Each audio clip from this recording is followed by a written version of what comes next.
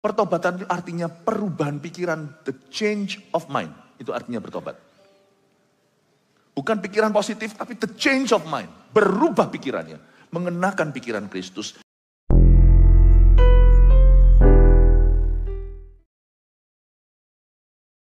Kami menghampiri tahta kasih karunia-Mu untuk memperoleh rahmat dan memperoleh hikmat. Tuhan, luputkan hidup kami daripada melakukan hal-hal yang mendukakan hati-Mu. Luputkan kami dari roh penasaran yang membuat kami kerap kali harus pergi jauh bahkan jatuh. Demi mengejar sesuatu yang belum teruji seperti mimpi duniawi. Jikalau kami bermimpi, biar kami bermimpi di dalam Tuhan. Hamba berdoa firman hari ini akan meneguhkan jalan kami. Membuat setiap keluarga, setiap family, setiap individu dalam tugas kami sehari-hari berjalan dari kemuliaan pada kemuliaan yang lebih besar dan lebih nyata dalam Tuhan. Kami tidak minta hidup yang tanpa masalah, tapi kami minta hidup yang tanpa salah, tanpa dosa. Urapi kami, mampukan hamba-Mu untuk menjelaskan sesuatu yang begitu dalam dari hati Bapa, dari sumur ilahi itu, tapi dengan cara yang praktis, mudah dicerna. Hanya Tuhan yang bisa bicara begitu. Kasih hamba-Mu kata-kata hikmat, sambil terus bersembunyi hamba ini di balik salib. Dalam nama Yesus. Amin. Puji Tuhan. Shalom semua, kasih tepuk tangan untuk Tuhan Yesus.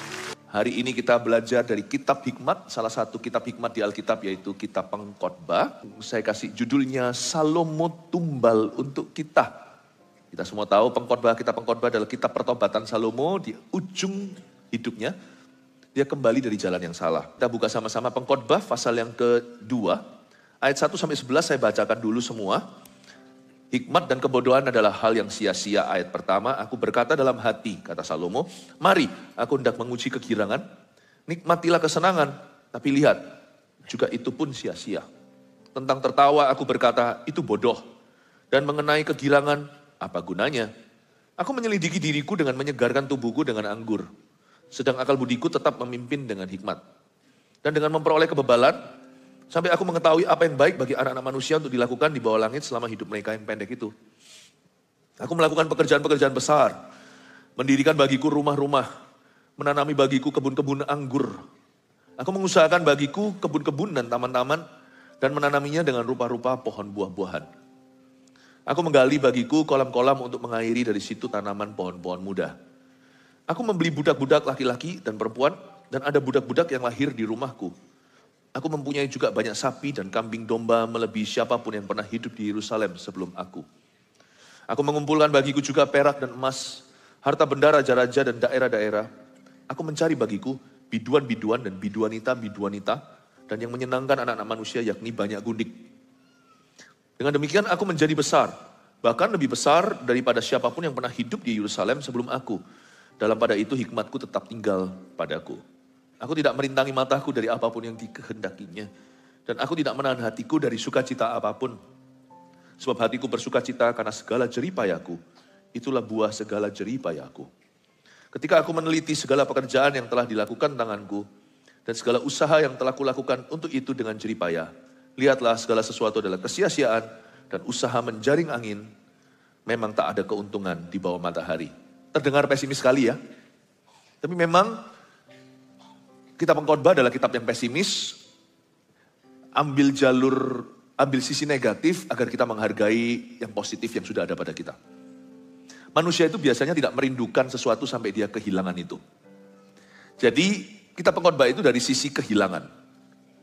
Lalu dia ceritakan, dan dia ceritakan jelaskan dari sisi kehilangan agar kita menghargai apa yang kita sudah miliki. Kitab Pengkhotbah kalau dibaca dengan hati yang benar, dari sudut pandang perjanjian baru, karena kita mengenal Kristus hari ini, dia akan menjadi booster. Sehingga kita itu bukan hanya memiliki sesuatu, kita diberi karunia untuk menikmatinya. Hidup itu sebenarnya enjoy banget loh, asal Anda sehat. Orang sakit pun ada berkat tersendiri dari Tuhan. Barang siapa berduka, dia akan dihibur. Bahkan orang yang mengalami perkabungan pun tetap ada berkat-berkatnya. Ikut Tuhan itu sebenarnya nyaman. Cuman kita aja manusia pinter sekali untuk menyiksa diri untuk hal-hal yang gak perlu. Misalnya di perjanjian baru diperingatkan, janganlah kamu hendak menjadi kaya. Loh lain cerita, kita kerja keras kalau bukan untuk kaya untuk apa? Iya, tapi kan bukan itu motivasi satu-satunya. Tapi kalau orang itu ambisinya hanya itu, dia halalkan segala cara. Alkitab peringatkan, dia akan jatuh ke dalam berbagai macam pencobaan dan menyiksa dirinya dengan hal-hal yang tidak perlu. Sebenarnya kita itu diberi Tuhan berkat setiap hari, nggak usah tunggu nanti kalau kita punya segala sesuatu.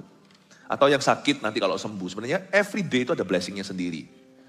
Tapi Tuhan memang petik ada satu buah yang dulu bagus, lalu dia menjadi buah yang masam. Salomo ditumbalkan sebagai pelajaran untuk kita. Kalau kita pengkhotbah aja gak mempan sama kita, percuma sih. Orang begini gak akan belajar dari kesalahan orang lain. Orang begini tuh harus kecentok batunya sendiri baru tahu kalau batu itu keras. Orang miskin, orang kaya bisa belajar dari Salomo karena Salomo punya segala-galanya. Orang muda, orang tua, kita bisa belajar dari Sulaiman. Salomo itu tumbal untuk kita. Ayat pertama, aku berkata dalam hati, dimulai dari hati, dosa bertutur di lubuk hati. Everything begins here. You happy gak happy, itu semua tergantung di hati. Ya, 快不快乐你自己安排. Senang gak senang, atur sendiri di dalam hati. Aku berkata dalam hati, semua mulai dari situ. Mari, aku hendak menguji kegirangan. I will make myself so happy. Mari aku hendak menguji kegirangan, nikmatilah kesenangan, bahasa Surabayanya pol-polan. Tapi lihatlah, juga itu pun sia-sia. Singkat cerita, Salomo jatuh ke dalam penyembahan berhala, 1000 ceweknya. Lalu dia hanya bisa membuat banyak orang yang nafsu iri. Wah, andai kata aku kayak dia. Tunggu dulu tapi, nanti saya jelaskan. Saya jelaskan bahwa hidup ini adil. Meskipun kita masuk ke sorga itu karena kasih karunia. Semua karena kasih karunia yang engkau tunjukkan, semua itu karena kasih karunia. I know, tapi tidak ada orang bisa mencemoohkan Tuhan waktu masuk ke sorga. Apa yang kau tuai, tabur kau tuai. Yang tidak kau tabur, tidak kau tuai. Pasti ada detox ilahi di akhir hidup. So pasti 100% itu ada. Pasti itu ada. Bukan berarti kita masuk sorga karena kesalehan kita. Karena keadilan manusia, fair-fairan. Aku hutang 1, aku bayar 1, aku baru diterima di situ. Tidak, kalau gitu gak ada satupun di antara kita qualified masuk ke surga. Kita masuk ke sana itu karena Tuhan fury kita. Karena Tuhan itu sungguh-sungguh super ngalah. Bapa ampunilah mereka, mereka tidak tahu apa yang mereka perbuat. Jadi Tuhan mengampuni dan menghapuskan dosa kita. Tapi kita gak boleh dengan hati licik masuk ke situ. Hati manusia itu bisa mempermainkan Allah. Be warned. Tolong peringati hati sendiri bahwa Allah tidak bisa dicemoohkan. God cannot be mocked. What you sow, you will reap. What you don't sow, you don't reap. Pasti ada detox ilahi di balik semuanya itu. Jangan pernah kita itu iri dengan sukses orang lain seperti Salomo. Semua orang berkata gini, ya dia enak bisa bilang gitu, dia sudah mencicipi semuanya. Pria hidung belang kan berkata, kalau aku bisa tidur dengan wanita sebanyak itu, setelah itu bertobat aku gak keberatan. Kira-kira orang yang sudah pernah tidur sama si wanita, bisa nggak dia menjalin rumah tangga yang bahagia? Bisakah dia settle dengan satu? Kapan sih titik jerak atau kapoknya? Atau titik cukup itu kapan? Nafsu itu kan seperti uang. Nggak ada rasa cukupnya. Tidak ada enough is enough, itu nggak ada. Sama seperti makan. Makan itu juga nafsu, selera. Kita makan hari ini, seumur hidup, aku gak mau lagi makan steak. Enak sekali yang muak, Wagyu A5 katanya. Itu bukan daging, lemaknya 90%, dagingnya cuma 10%. Katanya mahal itu daging Jepang. Setelah makan muak, mau muntah rasanya. Kebanyakan, bukan karena gak enak. Kita berkata gak mau makan daging lagi. Jangankan bulan depan. 3 hari kemudian aja sudah ngidam daging lagi. Seolah 3 hari lalu tidak makan steak sama sekali. Makan sih, cuman besoknya keluar di jamban. Semua diulang riset. Kembali ke titik 0 lagi. Gak ada namanya cukup itu.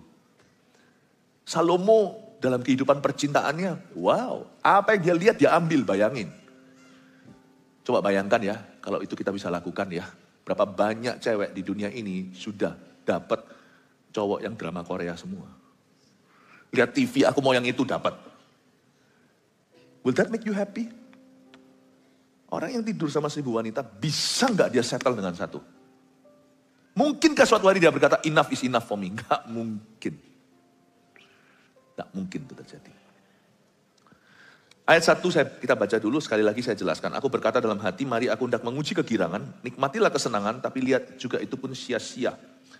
Ayat pertama saya mau jelaskan satu poin lagi, bahwa setiap orang yang hidupnya salah, setiap orang yang jatuh, itu sebenarnya semacam tumbal untuk kita. Maka itu saya tidak pernah menertawakan atau mensyukuri orang-orang yang gagal. Saya nggak berani sombong di hadapan yang Maha Kuasa. Jadi misalnya saya sebagai seorang pendeta, profesi hamba Tuhan, kalau saya tahu ada hamba Tuhan yang jatuh dalam dosa, ada skandal, saya pasti akan merasa, aduh kok begitu. Tapi saya tidak berani mentertawakan, meskipun orang tersebut pasti ada ganjaran. Saya anggap bahwa setiap orang yang gagal di dekat saya, atau jauh seorang yang jatuh, itu peringatan buat kita. Orang itu ngalami supaya kita jangan ikuti. Setiap orang yang gagal bisnisnya di dekat Anda, bidangnya sama. Bidang beda pun Anda perlu perhatikan. Anggaplah itu tumbal. Dia ditumbalkan. Diizinkan itu terjadi dan Anda ketahui. Supaya Anda jangan ikut-ikutan. Setiap pernikahan yang hancur, yang satu karena perselingkuhan, yang satu lagi karena ketidakcocokan. Karena gegeran, karena saling gengsi, saling mengeraskan hati, ada pernikahan yang hancur karena egonya suami atau istri. Setiap pernikahan yang gagal berakhir di perceraian, anggaplah itu peringatan untuk kita. Anggaplah pasangan itu akhirnya runtuh supaya Anda jangan jatuh. Setiap orang yang jatuh di sekeliling Anda itu tumbal. Untuk menjadi pelajaran berharga, a living lesson. For you and I, untuk Anda dan saya. Aku berkata dalam hati, mari aku hendak menguji kegirangan, nikmati kesenangan, tapi lihat juga itu pun sia-sia, menunjukkan bahwa Salomo itu memulai journey-nya, perjalanannya untuk mencoba kenikmatan yang salah, dan untuk memulai jalan dosa, dan ujungnya dikasih konklusi langsung, lihat semuanya ini sia-sia. Saya suka kitab pengkhotbah itu nggak membuat kita itu tidak disuspend ya, tidak ditahan sampai terakhir. Kita meraba-raba akhir cerita, happy ending atau bukan. Kita pengkhotbah itu terang-terangan langsung di depan beritahu konklusinya sebelum dia mulai cerita. Ayat 1 dia berkata, gua berdosa. Ujungnya guys jangan, semua itu sia-sia. Si Salomo mengakui bahwa dia jatuh, dia bodoh, dan dia berakhir menyesali. Gak usah dibaca sisa ayatnya pun kita sudah langsung tahu hasil akhirnya. Salomo bilang, jangan lakukan. Kamu jangan seperti aku. Kalau Salomo ini papa kita. Nak, kamu jangan seperti ayah. Ayah ini salah. Kamu jangan ikuti jalanku. Gak enak nak. Anak bebal akan berkata, iya papa bilang gitu. Papa sudah mencicipi dunia. Papa sudah kaya, punya segalanya. Gak aku mau jalani itu. Coba bayangin, papanya pasti gak bisa apa-apa kalau anaknya membantah. Ya sudah kalau itu maumu. Silahkan, toh kamu akan berakhir seperti yang papa peringatkan. Malah lebih buruk dari itu. Karena papa dulu tidak tahu. Tapi sekarang kamu sudah melihat contoh yang buruk, kamu masih niru. Papa sudah ditumbalkan aja gak cukup bagi kamu, kami masih terus lakukan itu. Papa berakhir hancur. Kamu akan lebih hancur dari papa. Kalau anak bebal, gak bisa diajar. Dia memang harus dipukul. Makanya orang fasik itu gak bisa dikasih pelajaran. Dia harus dikasih ganjaran. Tapi orang berhikmat akan belajar kalau ayahnya berkata, nak jangan seperti papa, papa mungkin salah. Anaknya akan belajar, baik papa, aku percaya papa. Orang yang baca pengkhotbah, yang pintar itu percaya Tuhan. Kalau Tuhan taruh ini di Alkitab, ini pasti peringatan untuk kita. Ini sebagai pelajaran berharga. Yes, aku gak mau. Aku gak mau seperti Salomo, menumpuk kekayaan, for what? Itu akan mengintrospeksi, mengevaluasi, dan merombak prioritas saya. Kalau saya kerja hanya demi kaya gak seberapa gaya. Lihat Salomo, kayanya seperti itu. Hari-hari ini loh segala sesuatu sedikit-sedikit di sosial media sultan. Apa sih? Kata sultan itu jadi whatever. Jangan ngaku-ngaku sultan lah.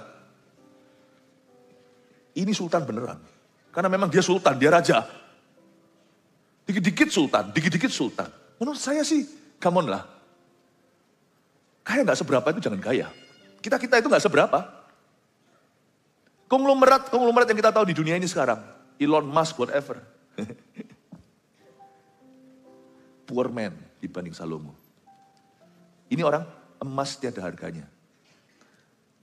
Di zaman dia, emas bukan 1 gramnya 1.200.000. Nggak tahu berapa sekarang. Yang ngikuti tahu. Kalau saya sih firmannya emas, perak dan permata, tidak aku cari, tidak aku punya. Apa yang kupunya aku berikan padamu, berjalanlah. Di zaman dia, emas itu 120 rupiah. Ini kaya-kayanya top-topnya orang ini. Dia berkata, guys, ujung mimpimu itu kalau tanpa Tuhan Yesus, kalau kamu tidak membangun kerajaan Allah atau apapun berdampak kekal, ujungnya belajarlah dari orang yang sudah nyampe di mimpimu, bahkan melampaui mimpimu. There is nothing here, empty, kosong, hampa-hampa. Sekali lagi kukatakan sia-sia. Segala sesuatu adalah sia-sia dalam bahasa Inggrisnya. Vanity of vanities. Atau ini sia-sia tingkat dewa. Kenapa kalian kejar mimpi? Aku sudah di sana, kosong guys, hampa. Balik-balik, rombak tuh prioritasmu. Pertanyakan kembali mimpimu. Kalau itu aja yang kau kejar, aku udah nyampe. Dan di ujung sana gak ada apa-apa. Sungguhan tidak seperti yang dijanjikan. Pemandangannya tidak seindah yang kamu kira. Kau tahu, aku tumbalnya, aku cukup ke situ dan ke Cele, kamu gak usah. Jadi jangan kita bebal dan berkata, ya Salomo enak, dia udah kaya. Orang udah kaya, bilang aja, tinggal bilang aja, harta gak memuaskan. Ya lu sudah punya segalanya. Dengan mudah dia berkata, dia berkata, yang penting itu hatinya. Yang penting itu sama orang itu cocok, bukan rupa atau rupawannya. Bukan parasnya yang pertama. Bukan cantik, seksinya, bukan itu. Atau bukan tampan, gantengnya. Ya kan? He looks so hot. Bukan itunya. Tapi yang penting itu cocok dan sama-sama bangun visi yang kekal dalam rumah tangga. Parasnya bisa pas-pasan. Gak apa-apa lah. Asal bahagia orang itu akan tambah tampan, tambah cantik. Coba lihat Pak Sam dan Bu Sam. Tiap tahun tambah rupawan. Zaman dulu gak keruan. Canda-canda Pak Sam, Bu Sam. Tapi ada orang yang bunga sekolah. 20 tahun kemudian karena gak merawat diri. Dan hidupnya gak happy. Coba lihat jelek sekali. Jelek itu relatif sih. Zaman dulu yang namanya ganteng itu cowok itu Marlboro Country. Tahu merek rokok dulu itu yang ada cowboynya yang keras-keras, yang parasnya itu kasar-kasar, yang berewokan, yang cukurnya enggak tuntas. Sekarang yang lipstikan cowok padahal. Yang pupuran. Jadi beda lah, relatif lah. Saya sama Pak Fandi ini mana lebih ganteng? Udah jelas lah jawabannya. Tapi tidak buat Titin istrinya. Buktinya Titin pilih Fandi, bukan pilih saya. Yang penting itu, laki perempuan itu sama-sama bangun visi. Ketemu dalam rumah tangga, komitmen untuk mengasihi dan mempraktekkan, mengamalkan kasih Yesus. Sampai anak-anaknya pun kerasa atmosfer kasih dari papa mamanya sebagai warisan terindah dari pernikahan orang tua. Percayalah saya, itu jauh lebih bahagia. Ya Salomo kan punya 1000 istri. Dia bisa ngomong yang penting hati. Jangan bebalah. Kalau Salomo bilang gitu, berarti dia sungguh-sungguh tidak menemukan kepuasan dalam semua sexual adventure-nya. Manusia nafsu, kalau sudah dikuasai dengan berahi biologi, udah gak bisa mikir jernih. Gak ada pelacur yang bahagia, itu gak ada. Pada satu titik jiwanya pasti mati di dalamnya. Ketika orang menjual diri dan badannya, pikiran laki belang aja mikir, wah gimana? Fantasinya tidak teruji. Tapi orang yang mengalami like hell inside. Dunia yang membanggakan casual sex atau seks secara kasual. Secara asal-asal. Tidak seperti orang-orang yang pikirannya itu sudah tertanam di pornografi. Dalam reality, tidak sama dengan fantasi. You will be like hell inside. Dead inside. Salomo bilang, aku feel worthless. Sia-sia itu artinya worthless. Aku tuh gak punya harga diri lagi. Mati aku ini. Ya sana kan sudah punya begitu banyak cintanya. Aku kan belum ada yang mau, buktinya sampai sekarang belum laku. Sudahlah. Kita yang tanggung-tanggung itu belajar aja sama orang-orang yang sudah mencoba. Kita sendiri gak usah coba. Kita sendiri gak usah coba. Kemarin di satu hawker center atau tempat food court makan itu ada berapa puluh orang yang dimasukkan ke rumah sakit. Bukan di Indonesia, di negara tetangga. Orang pandai tidak akan mencoba lagi kalau di situ sudah ada berapa puluh, 30 masuk ke RS, ke hospital. Kita belajarlah dari Salomo lah. Saya nggak perlu percaya itu melihat dulu. Saya percaya imanku timbul dari pendengaran. Kalau Salomo berkata itu percuma, sia-sia. Trust him.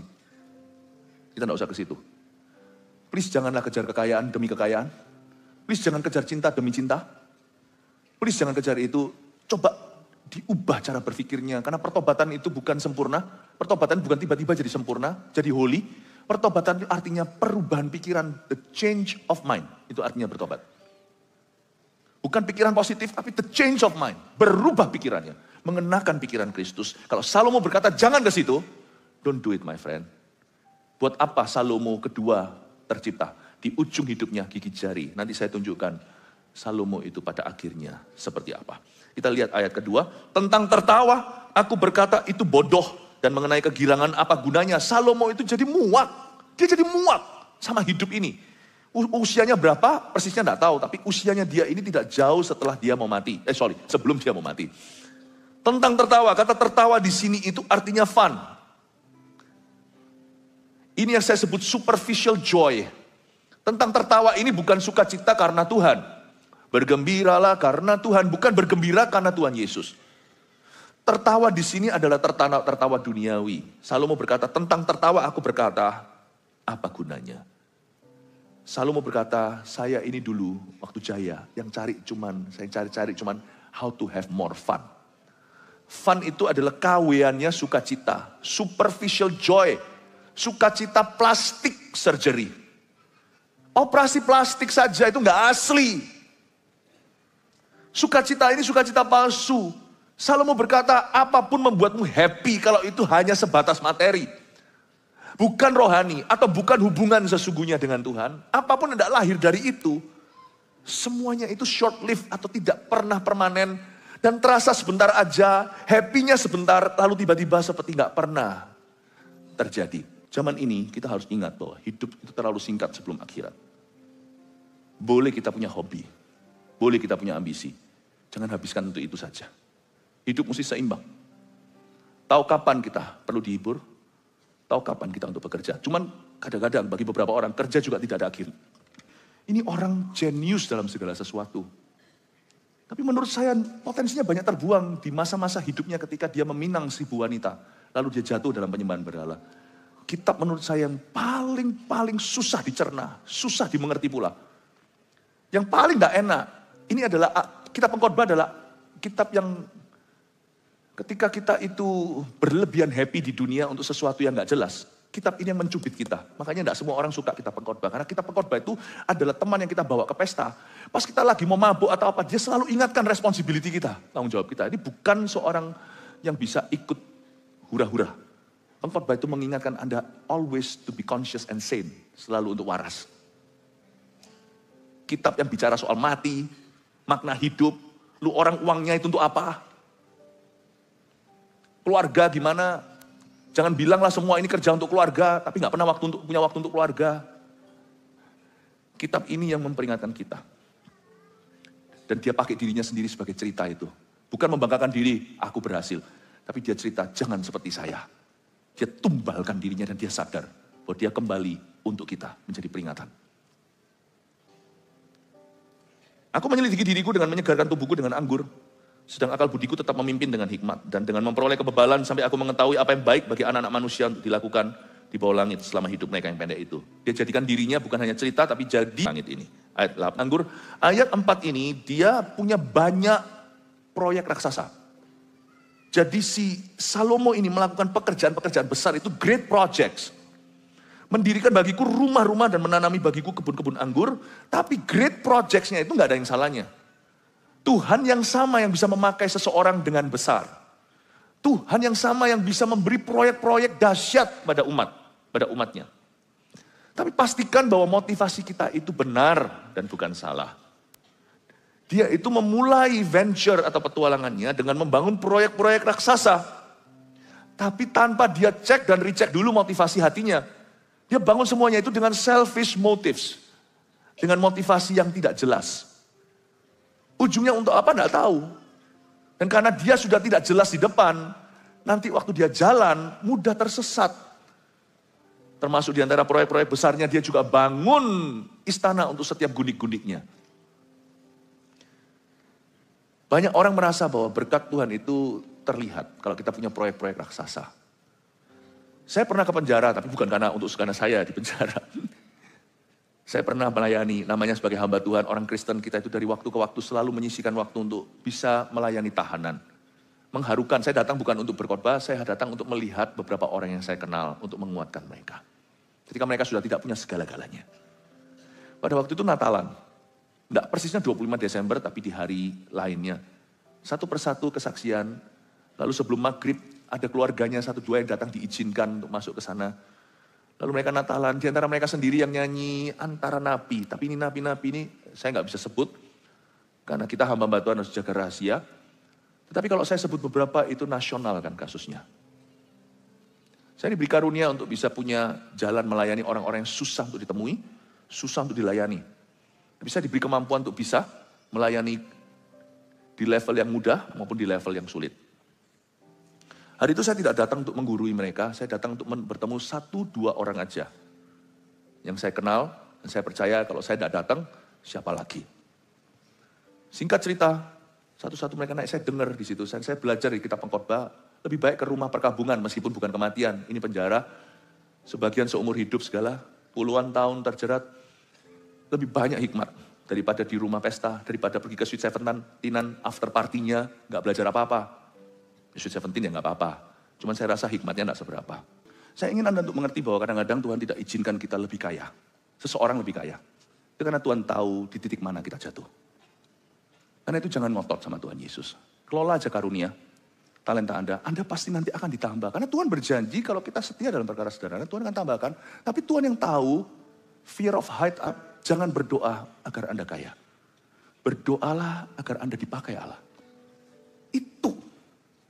Use me Lord, use my business, use my marriage, pakai pernikahanku, use my children. Doa minta pemakaian Tuhan. Jangan minta sukses, karena orang juga doa gitu untuk pesugihan. Yang membuat kita itu umat pilihan itu karena kita beda sama orang dunia. Musa tidak minta tanah Kanaan yang dijanji-janji mengalir dengan susu madu. Dia minta penyertaan, kalau Tuhan gak nyertai dia, kalau Tuhan gak berkenan, jangan bawa saya ke sana. Percuma sekalipun malaikat dikasih visa jalan. Never pray for success. Pray for his pleasure. Menyenangkanmu, senangkanmu, hanya itu kerinduanku. Menyenangkanmu, senangkan hatimu, hanya itu kerinduanku. Gak usah nunggu nanti kalau orang itu sudah punya duit atau apa, baru setelah itu bisa menyenangkan Tuhan. Kita itu bisa melayani Tuhan saat miskin. Kita bisa melayani Tuhan saat kaya. Orang miskin punya pelayanannya sendiri kepada Tuhan. Miskin harta maksudnya. Orang kaya juga punya pelayanannya sendiri terhadap Tuhan. Ada orang yang bisa melayani dari kelebihan, memberi dari kelebihan. Ada orang yang bisa memberi dari kekurangan. Saya tidak bicara tentang materi or money only. Saya bicara tentang pemberian hidup pada Tuhan Yesus. Saya dorong Anda untuk punya mimpi dipakai oleh Allah. Belajar dari Salomo. Dia kejar mimpinya sendiri. Berujung gigi jari. Saya tunjukkan pada Anda beberapa ayat lagi lalu saya selesai. Dengan demikian aku menjadi besar, ayat 9, bahkan lebih besar daripada siapapun yang pernah hidup di Yerusalem sebelum aku. Dalam pada itu hikmatku tinggal tetap padaku. Aku tidak merintangi mataku dari apapun yang dikehendakinya. Dan aku tidak mencabut dengan paksa oleh yang maha kuasa. Dan terpaksa harus dimeremkan matanya. Ada orang itu yang matinya sakit mata. Matanya terbuka, terbelalak. Karena dia masih penasaran. Penasarannya jadi dua. Penasarannya keluar dari penyesalan. Aku menyesal. Mana istriku? Mana anakku? Apa yang telah aku lakukan? Aku belum melakukan apa-apa. Takut ketemu akhirat. Dan dia tidak berani tutup matanya. Karena hatinya masih nyantol di dunia. Dengan penuh regret dan sorry. Di mana keluargaku? What have I done? Apa yang telah aku lakukan? Lebih tepatnya, what have I not done? Apa yang belum kulakukan? Jadi matanya itu dengan melek gini. Mati. Itu yang disebut, aku tidak merintangi mataku dari apapun yang dikehendakinya. Matanya melek atau meninggal dunia. Karena hatinya kecantol di sini, karena sorry. Saya beritahu, ada satu pertanyaan besar saya waktu baca pengkhotbah. Di mana gadis Sunem? Kidung Agung adalah catatan pernikahan sah Salomo, bukan dengan 1999 cewek yang lainnya. Where is she? Gadis Sunem itu. The Shulamite woman. Istri Salomo yang sah Ahli teologi berkata, kalau kita baca Kidung Agung, kira-kira kita tahu bahwa sebenarnya kulitnya agak sedikit dark, agak sedikit gelap. Dia bukan yang fair gitu seperti orang Korea, begitu bukan. Karena dia dulu adalah keluarga dari keluarga ternak. Ya, menggembalakan domba-domba, kambing domba dan segala. Itu cinta sejatinya. Kalau surat perselingkuhan nggak mungkin masuk di Alkitab. Kidung Agung itu, meskipun sangat-sangat intimate sekali, kata-katanya itu hari ini bisa menjadi arti rohani bagi kita dalam hubungan kita dengan mempelai pria, mempelai wanita, mempelai Kristus maksudnya itu gereja. Tapi sebenarnya itu adalah surat cinta, surat kawin. Namanya Salomo itu kan orang yang poetis. Ya, poetis. Dan dia tulis, itulah istri Salomo yang sah, gadis Sunem itu. Where was she? Makanya dia bisa nyesel-nyesel nanti di ayat-ayat berikutnya kan ada tulis, tidak ada yang lebih happy dari ini, kamu bisa makan minum dengan kekasihmu dan orang-orang yang kau cintai dengan keluargamu. Salomo matanya enggak, mata tertutup. Dia penasaran, dia belum melakukan apa-apa. Siapa tahu, saya enggak berani membuat spekulasi. Yang pasti gadis Sunem itu sudah tidak ada di sisinya. 999 pelacur itu hanya membuat dia merasa lebih sorry terhadap istrinya. Sebelum dia mati, mana nyonyanya? Mungkinkah nyonyanya sudah mati, stres dibuat dia? Tiap hari masuk ke Facebook atau masuk ke Instagram sama perempuan ini, perempuan itu party. Gadis Sunem itu makan hati. Mungkin dia sakit mati, gak tahu. Mungkin cerai, menceraikan dia, aku gak mau lagi karena gadis Sunem itu yang takut akan Allah. Mana? Coba Anda renungkan, 1000 nyonyanya, 1000 istrinya. Kok dia gak punya penerus? Mana semua anaknya? Coba tunjukkan sama saya. Dan satu penerus yang dia dapatkan, yang bodoh lagi Rehabeam. Dalam satu hari doang, menghabiskan harta papanya dan kerajaannya itu, di meja judinya, dia main-main dengan pemerintahan. One day, 50% harta Salomo lenyap di meja judi. Lu punya 1000 istri, harusnya punya 1000 anak. Mana anak yang lain? Bahasa Ibrani-nya bocai semua. Seperti yang dikatakan di ayat 1 tadi, apa gunanya? Betul. Tidak ada gunanya, useless. Kenapa yang mengkontinue melanjutkan dia itu Rehabeam? Emangnya tidak ada yang lebih bagus? Nggak ada pilihan. Rehabeam dekat sama papanya. Salomo dekat sama Daud. Dekat sama Daud. Coba lihat di akhir-akhir hayat Daud. Di ranjangnya bisik-bisik Rehabeam nggak ada di ranjang papanya. He died familyless. Saya nggak iri sama Salomo. Salomo ini ujungnya gigi jari. Orang yang dia cintai tak ada di situ. Entah mereka mati, sakit, stres, berantakan, hancur semua total. Atau nggak ada satupun yang respect papanya. Di akhir hayatnya, dia mati sendiri. Kira-kira di mana tuh 999 pelacur itu? Ya sudah dapat hartanya Salomo semua. Udah naik Lamborghini-nya. Udah nggak ada gitu-gituan. Lu sudah tua ya sudah. Bye-bye. I'm still pretty. I'm gonna marry someone else. Di akhir hayatnya mungkin dia lihat Facebook. Ini Facebook lagi. Mungkin dia lihat Instagram. Salomo lihat si nyonya istrinya yang nomor 279. Jalan-jalan ke Eropa. Pakai kapalnya. Gandeng-gandeng mesra-mesra dengan cowok. Ternyata salah satu ketua paniteranya. Lalu dia lihat, Rolls Royce-ku dipakai sama sekretarisku. Sekretaris negara.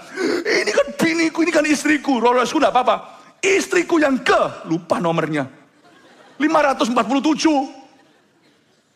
Mesra-mesra manis-manis. Padahal ini jahat sekali. Papanya itu aku obatkan. Dan istri ini yang satu ini.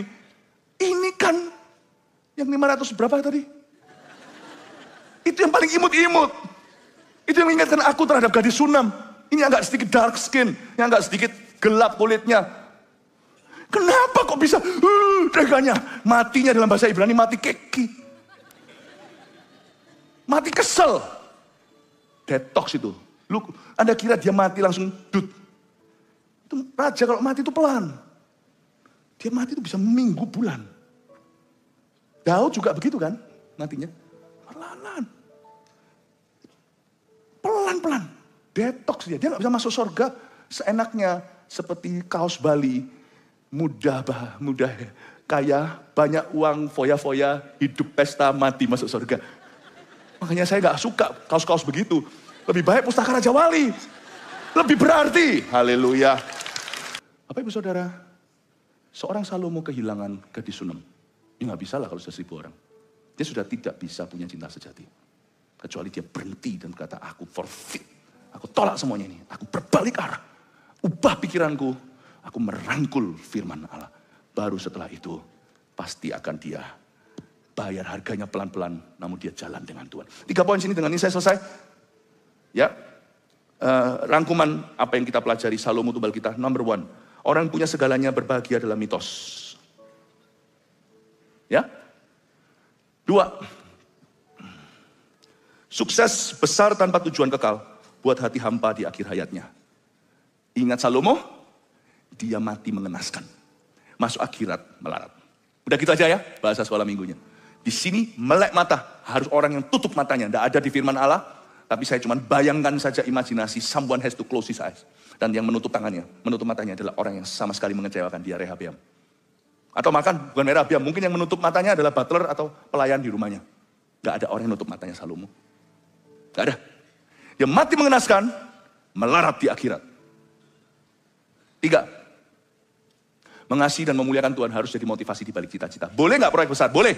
Tapi pastikan mengasihi Tuhan menjadi prioritas number 1. Dan memuliakan Tuhan dengan pekerjaan tanganmu, dan dengan perbuatanmu, dan dengan cita-citamu itu menjadi nafas hidupmu. Nafas karirmu dan hidupmu. 3 poin ini munculkan, tolong difoto. 1, 2, 3. Ingatlah, kita sudah punya tumbal di depan kita. Mari kita berbalik dan berubah arah sebelum terlambat. Mari kita layani Tuhan dengan segenap hati dan dengan segenap jiwa. Libatkan Tuhan Yesus dalam segala sesuatu. Praise the Lord. Kasih tepuk tangan untuk Tuhan Yesus.